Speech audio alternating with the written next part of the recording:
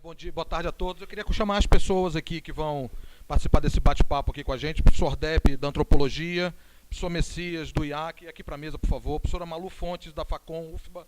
Professora Nádia Vlad, jornalista da Tarde e também professora da Facom. Tem alguém do movimento Passe Livre? Eles foram convidados pelo Facebook. Você, né? Se tiver alguém do movimento que queira vir fazer parte da mesa aqui também. A nossa ideia é fazer intervenções rápidas e esperamos que a gente consiga fazer um debate mesmo, fazer algumas discussões para fomentar o debate.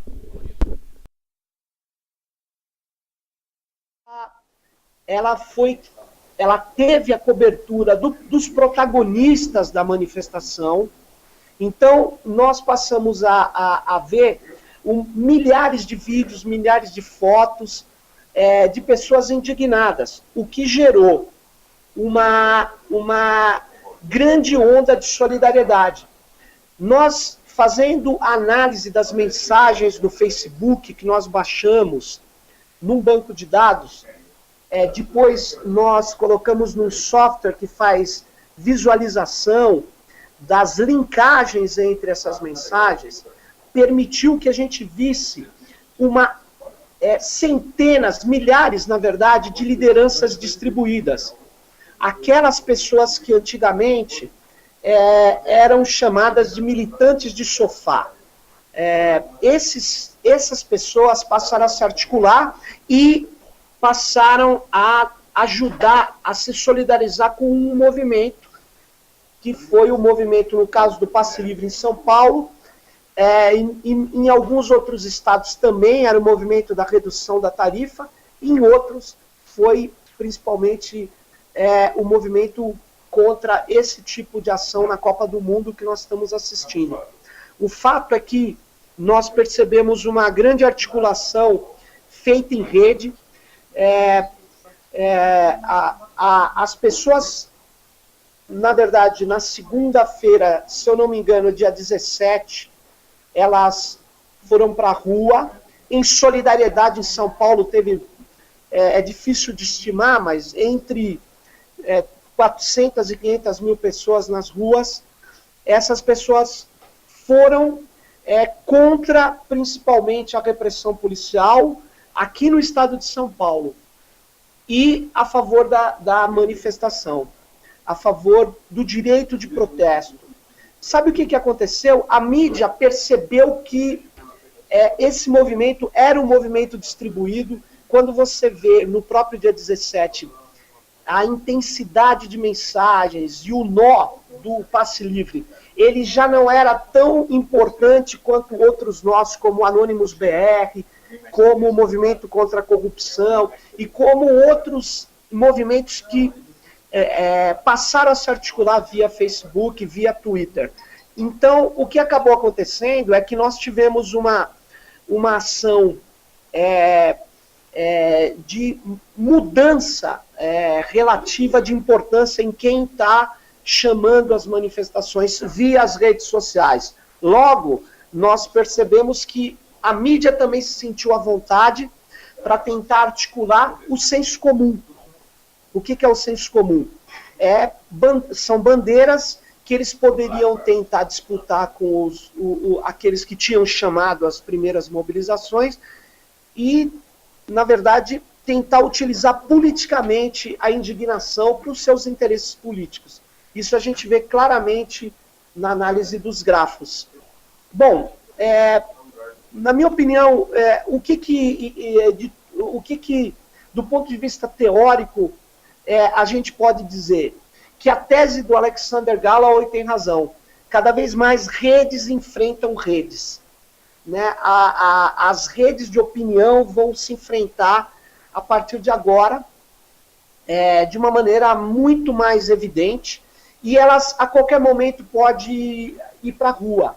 Aquela história do que está na rede não vai para a rua não é tão mais presente ou verdadeiro. Então, uma segunda grande percepção que eu tenho é que as forças chamadas de conservadoras passaram nesse movimento também a se reconhecer e a ganhar confiança para chamar mobilizações de rua. O movimento Cansei, aqueles movimentos contra a corrupção da direita, que tinha tentado em todas as datas cívicas, 7 de setembro, 15 de novembro, chamar conversas na rua, eles nunca tiveram sucesso. Agora, no sábado passado, eles chamaram uma mobilização com apoio da Globo, que teve mais de 30 mil pessoas na Avenida Paulista. Então, essa é a segunda grande coisa. Não só mais as forças, vamos dizer assim, democráticas e de esquerda estão se sentindo à vontade para chamar a mobilização. E, por fim, eu acho que, para esquentar a nossa conversa, que infelizmente eu não poderei participar, porque eu tenho uma banca agora de mestrado, mas eu queria colocar a terceira coisa que eu acho importante, é que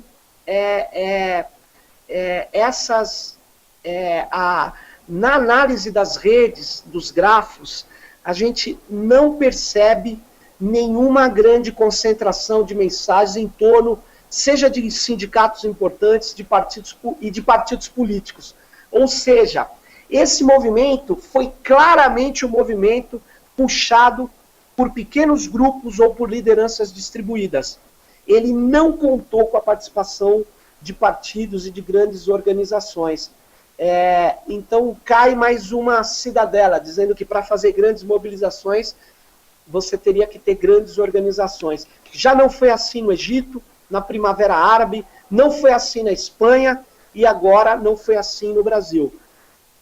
A gente está ainda analisando uma série de dados, de informações, inclusive a mudança do governo federal em também entender um pouco melhor o que está acontecendo na rua. O governo federal operou uma mudança de pauta, né, chamando o plebiscito das reformas políticas, e eu esperava que ele também pudesse colocar a questão da comunicação. O grande ausente nessas manifestações é a liberdade da internet e a democratização das comunicações. Mas eu espero que ainda a gente consiga pautar isso e organizar essas energias, essa inteligência coletiva, essa mobilização para a gente ampliar aquilo que é crucial, que é a comunicação. Porque veja, se a gente não tivesse a internet, as redes sociais, as mobilizações certamente não seriam nessa intensidade nem nesse tamanho. É isso que eu queria falar. Tá. Eu, como vou começar aqui, eu vou fazer algumas considerações rápidas. A minha fala vai muito próxima da do Sérgio Amadeu. Eu vou fazer alguns 4 ou 5 pontos que eu acho que são importantes. E para que a gente pense o movimento, eu acho que cada um vai encarar a coisa, tem vários ângulos de análise importantes. Eu acho que vocês que estão aí, a ideia não é não serem público, mas também participem e possam dar as suas opiniões. A ideia é fazer aqui um debate mesmo, e esse é um papel fundamental da universidade, fazer essa discussão enquanto as coisas estão acontecendo, né? Tem uma manifestação hoje, agora, já estão se reunindo no Campo Grande, então as coisas estão acontecendo, então é arriscado, é difícil fazer análise enquanto as coisas estão em movimento, mas é a nossa função na universidade a trazer esse debate. Vou destacar 3 ou 4 pontos. O primeiro ponto é sobre a discussão das escalas. A gente viu cenas magníficas da manifestação no Rio, São Paulo, BH, mesmo aqui em Salvador, de imagens que eram imagens numa escala muito ampla e que a gente conseguiu ver aquele rio de pessoas se manifestando. E rapidamente essa imagem do zoom, essa imagem de uma abertura muito grande, ela era tomada depois por uma imagem muito pequena, que era o zoom na baderna, o zoom na pancadaria. Não só com excesso policial, mas também com vândalos criminosos que efetivamente participaram, como estamos no Brasil, obviamente, não é uma manifestação na Suíça, estamos no Brasil, quando eu vou para minha casa, eu tenho que fechar o meu carro o tempo inteiro, porque vândalos podem me atacar no sinal, né? Então não seria diferente desse tipo de manifestação que reúne milhares de pessoas. Mas o que eu quero chamar a atenção aqui é como é que o Zoom vai produzir coletividades e particularidades. Na realidade, essa noção de escala passa a ser um fenômeno produzido por ferramentas de inscrição. E essas ferramentas de inscrição não são nunca neutras. No primeiro momento, aquela visão magnífica lá de cima, e depois, quando eu vou lá para o micro, eu foco, e a mídia de massa focou muito, num primeiro momento, depois foi mudando o discurso, mas no primeiro momento, em cima dos baderneiros, da violência, etc. Então, a primeira coisa que eu queria destacar é essa dimensão de escala, que é uma dimensão de produção, de inscrição, né? Então, como se esse coletivo, esse indivíduo, fosse produzido por instrumentos mesmo. Isso é uma produção. Certo? Segundo ponto, a cobrança do primeiro momento de ter uma certa postura clara daquilo que se quer. Né? Então, eu acho que essa é uma postura extremamente elitista, autoritária e, de alguma maneira, baseada em princípios meramente racionais. É como se você dissesse para o faminto que, antes dele reclamar da fome, ele tem que saber o cardápio e escolher o cardápio que ele vai comer. Né? Então, tentar minimizar ou transformar ingênuos, jovens, ingênuos e românticos da política, porque eles não tinham uma racionalidade habermasiana, focada num ponto muito preciso, me parece também um afronte. Na realidade, isso é mais criminoso do que a própria a dispersão. Obviamente que isso temos que chegar a isso. Né? Terceiro ponto, que é sobre a rede e a rua. Eu acho que os governos ainda prestam muito pouca atenção a isso, e agora é o governo brasileiro prestar atenção a isso, né? Dessa relação que é imbricada da rua com a rede. A rede não é um virtual fora do mundo e a rua a realidade. O que a gente está vendo é uma relação, e já estamos vendo, a gente que estuda isso, já vê isso há muitos anos.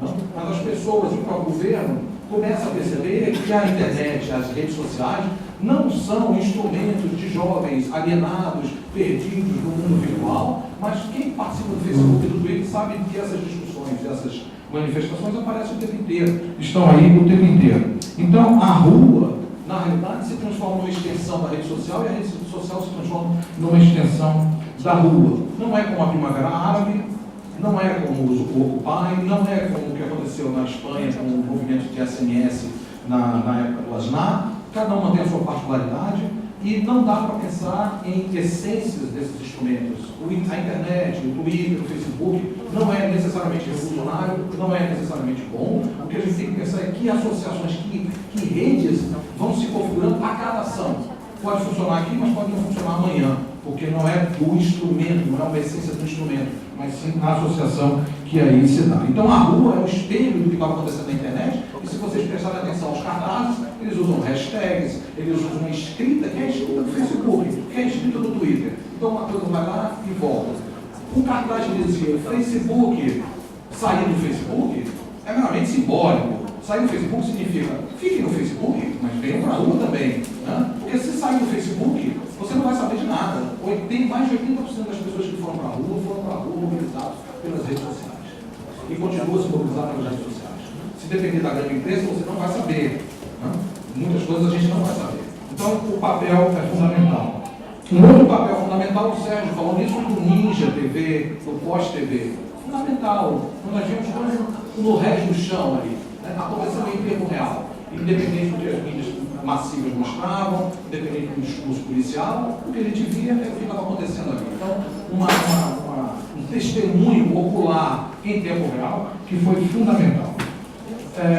Por último, eu gostaria de falar sobre a diferença das mídias mesmo. Em 92 eu não estava aqui.